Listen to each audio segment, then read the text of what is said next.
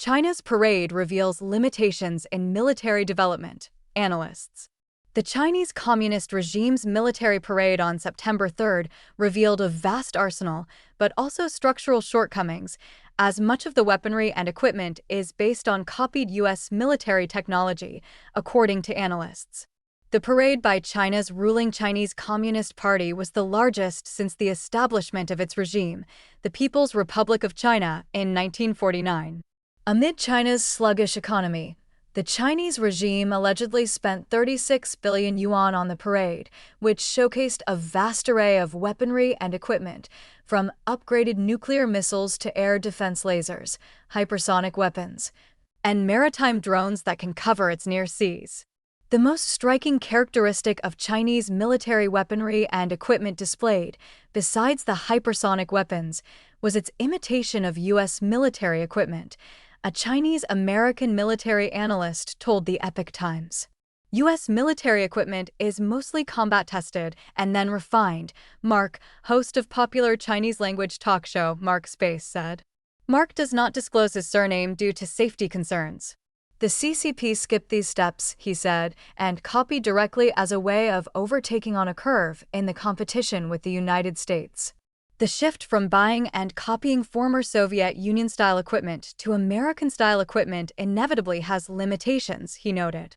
For example, the CCP's medium-range missile defense system is modeled after the U.S. Standard Missile-3, and the KJ-600 is a copy of the U.S. E-2 Hawkeye early warning aircraft, according to Mark.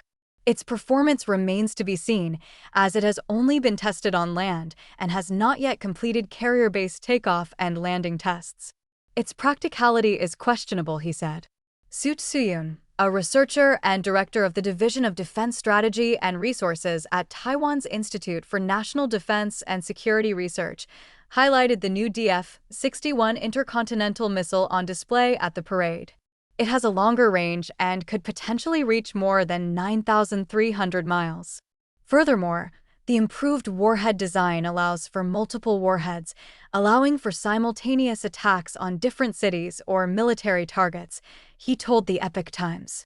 China has focused on developing intermediate-range and intercontinental missiles in recent years. The DF-61 intercontinental missiles displayed in Beijing have the range to reach Guam and Hawaii. The U.S. military has invested heavily in Guam to strengthen its air defense system and establish an air defense network with more than 3 layers to ensure the safety of the base in response to increasing threats, particularly from China. Mark pointed out that the Chinese regime has many missile models, which makes maintenance difficult. Too many types actually create a huge logistical burden, he said. In contrast, the U.S. military only retains a few models to facilitate upgrades and life extensions, he said. The actual effectiveness of the CCP's armaments remains to be seen. Mark said the parade was more for propaganda. The CCP displays a large number of missiles, but most of them are just for show. Few of them can actually be put into service. Because missiles have a lifespan, they require continuous maintenance and system upgrades, which cost a huge amount of money, he said. On the naval front, Mark noted that its progress has been evident, but there are still many traces of imitation. For example, the Eagle Strike missile is based on a Russian design. When it comes to unmanned underwater vehicles, they are still in their infancy and cannot match the size and length of the U.S. military, he said.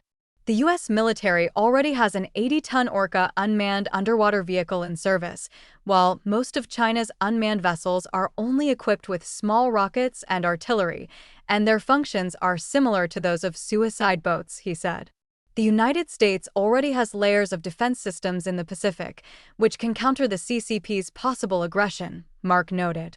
The U.S. military has deployed a Ghost fleet in Yokosuka, Japan, and even tested the 3rd generation of unmanned warships with missile attacks as the core, he said.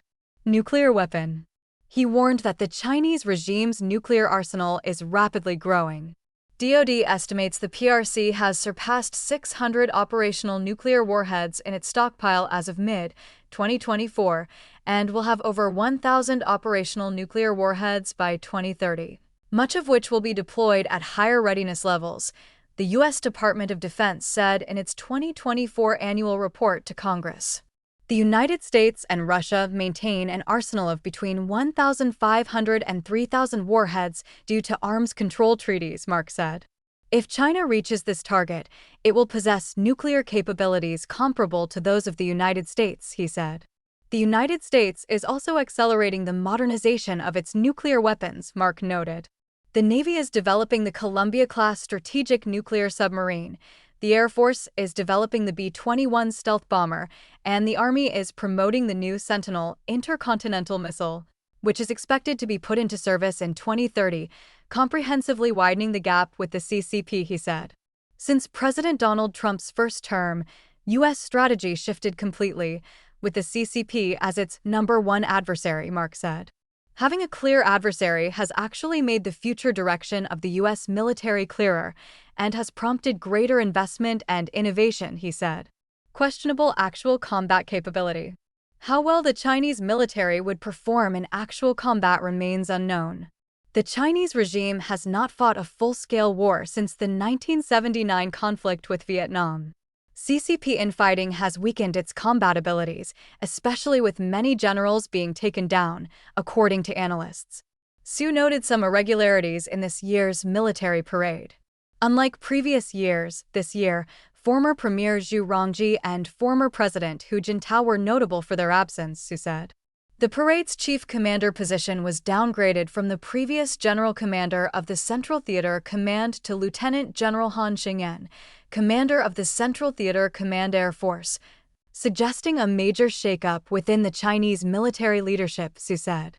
Su said that these unusual arrangements reveal the political and military unrest and struggle within the CCP, which will certainly affect its military's morale and combat abilities.